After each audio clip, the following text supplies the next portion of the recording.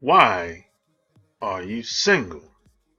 Shark Game coming at you with another episode from ChooseYourRelationships.com, author of Love Can't Wait, which can be found on Amazon.com. So this is a question that I got a couple of days ago. Long time subscriber wanted to know why she was single. And it's very interesting coming from a woman because most of my followers are males. And if you've been following me for a long time, you probably would know that. But I do have a few women followers as well. But it really doesn't matter if you're male or female when it comes to the reasoning behind why you're single. And see, unfortunately, most people approach relationships wrong. Not in the best way that would be in their best interest, I would say. And see, if you look at the word relationship, if you break the word down, it's really two people coming together and they're on a vessel and they're supposed to be going somewhere. But see, most people think like this. They're going in a relationship because they're looking for something. They're looking for this other person to complete them. And that's a big mistake. Because if you're looking for somebody to complete you, you're going to be waiting for a long time, I would say. So you have to understand that the best relationship you can have is with yourself. So you have to get your own crap together. You have to take care of all your issues from how your parents screwed you up, for all the bad relationships you had before you met the person that you got with. You know, you have to take care of all your issues. You have to deal with it. You can't run from your problems. You can't act like it don't exist. You can't put on some facade and think that you're not going to be figured out. So you have to deal with all this stuff. You can't bait and switch and act like the guy is stupid or acting like the woman is stupid. You can't be passive. And see, you have to really love yourself. There's some people I can look at and I can tell that they're not really into themselves like that. They don't really. I can tell how they feel about themselves by the way they look most of the time. Because if you care about yourself enough, you would not be fat, big stomach, rotten teeth. You would go to the dentist. You would at least be consciously aware of how you look when you walk out the house, how you carry yourself. You would do your best to eat right. You don't have. I'm not saying you have to be perfect. That's impossible. But you would make the effort. That's all I'm saying. See, when you walk out that door every day, when you go to work, how you dress, how you look, that says something. That's a message that you're sending to other people when you're out in public. Of course, you might not think about it,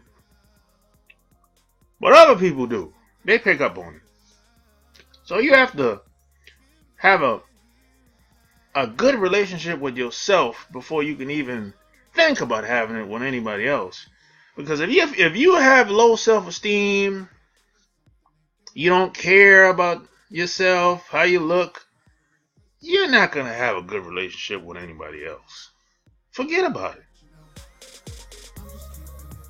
And the next thing I would say is you have to learn to value relationships. There's some people out here, they don't see the value of friendships. They don't see the value of relationships. Relationships to them is just something that, hey man, easy come, easy go. It's like they don't put no effort into keeping in contact with people. I see you when I see you. It's like no big, they're very passive. You know, if you don't see them, if you move out of town, away from them, out of sight, out of mind. It's like they don't make no effort. They don't even send an email or text. Don't call. Don't do anything. It's like they're like drifters, fly by night types. You know, it's kind of like if you're not doing anything for them directly, or maybe indirectly, they don't feel the need to even pick up the phone or call you or even talk to you. It's kind of like, hey, you ain't doing nothing for me, so well, why are we even talking? So there's a lot of people out here that's like this. You know, I've met a lot of people. It's like most people, when it come to relationships and just making friends with people, are horrible at it. They're horrible. Most people are horrible at it. And I made a commitment to myself 20 years ago. I said if I could just get the relationship thing taken care of, just the basics, the bare minimum. If I could be half of what my parents was, I would be happy with that. Because my parents, they were great at making friends and having good relationships with people. And when I was young, I didn't even realize why they were doing what they were doing. But I know what they were doing was working because I always saw people gravitated towards them. So I was like, how do I duplicate that? If I could just do half of what they did, I would be happy with that. And I would be proud because that's what I saw when I was growing up. And as I got older, now I see the value. I see why they were doing what they were doing. But when you're young, you know, all you can do is just watch and observe. But you don't necessarily understand why they were doing what they were doing as kids. And the last thing I would say is there's no perfect person out here. This is real world. We live in the real world out here. This ain't no movies. This ain't Hollywood. Everybody you meet, they're gonna have some stuff along with them. Some type of baggage. Something happened to them. Maybe their parents done something to them they didn't like. Maybe they got touched as a kid.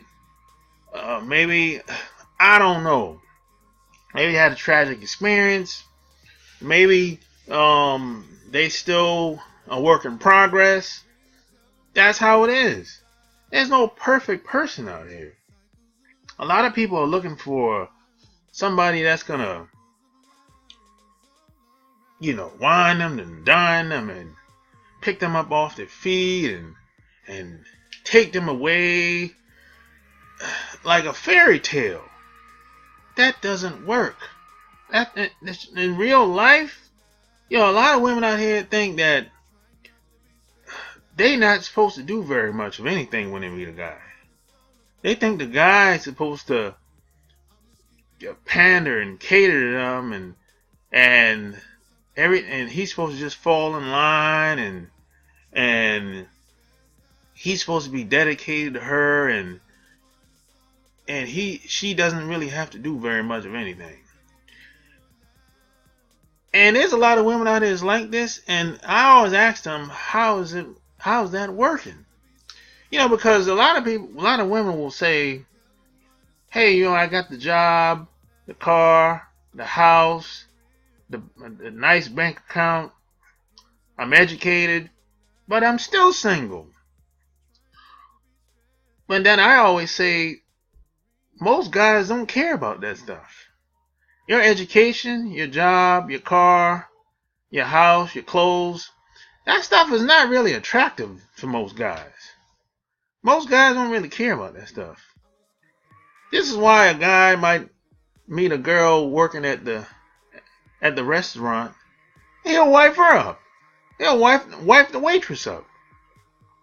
She might be an attractive looking girl, but maybe she ain't went to college. Maybe she don't have the best looking car.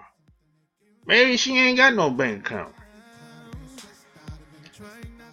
But he's attracted to the waitress because of who she is, not what she got. That's attractive to most guys. Who you are. Your accolades and stuff that you bought and attained over the years, that don't really have much weight. That's not really attractive. Now some guys, they might be impressed by what you've done, you got your job, but that can be taken overnight. You can lose your job, your car, your house. You can lose that rather quickly. You can lose your job overnight. You can lose your house in about 6 months, depending on how fast the banks move with the foreclosure process, depending on what state you live. So none of that stuff is. Most guys are not really attracted to that, the materialism. So there's no perfect person out here. What you have to do is find the person that you have chemistry with, the person that you can tolerate their shit. That's how this really works. Because there's always going to be something about somebody that you're going to like, the good and the bad, pros and cons. You have to find the person that you can tolerate their shit. That's all it is. It's not complicated. You're not gonna have good days every day. It doesn't work that way. If you stay around somebody long enough, yeah, you're gonna have disagreements, but y'all can still get along. Yeah, they might piss you off, might get on your nerve, but y'all can still get along. Y'all can still work it out. And everybody's a work in progress. The best. In the early stages of most relationships, most people put their best foot forward, and that's not the real person. Because the longer you stay around somebody, their flaws and their insecurities start coming out. Especially women. The women have been conditioned and trained to basically hide who they really are in the beginning. They've been trained by their mothers and their grandmothers to do this, and then the media, the television, and as time go on, you see it, and you start picking up on it. And this is where you come in as a man. If you're a man, you have to lead. This is where leadership comes in at, because once she realizes that what you stand for and who you are, the woman's going to have to make a decision at some point with all her flaws and all her insecurities. She's going to say, hey, either I'm going to stay or I'm going to leave. But if you're a guy and you don't have no leadership skills, well, the relationship is going to be all over the place.